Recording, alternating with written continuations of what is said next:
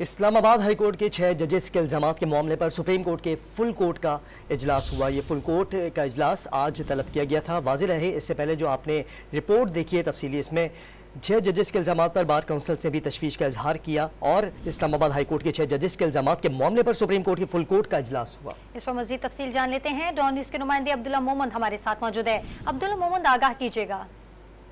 जी बिल्कुल, supreme court के full court इजलास जो कि आज जारी था, इस्लामाबाद हाई कोर्ट के 6 जजेस ने सुप्रीम कोर्ट को एक खत लिखा था। इसमें खुफिया इदारों के मुदाखलत के हवाले से बात की गई थी, जिस पर आज सुप्रीम कोर्ट में फुल कोर्ट का इजलास हुआ और हमारे ज़राए के मुताबिक ये इजलास जो था वो 2 घंटे जारी रहा, लेकिन वक्त की कमी के बाद इजलास कोई मुकम्मल कोई फैसला नहीं ना कर सकी और हाई कोर्ट के जजेस के खत के मामले पर कल दोबारा फुल कोर्ट का जो इजलास है वो जारी रहेगा और इस हवाले से फुल कोर्ट जो इजलास है वो दोबारा कल मुतवक्को है।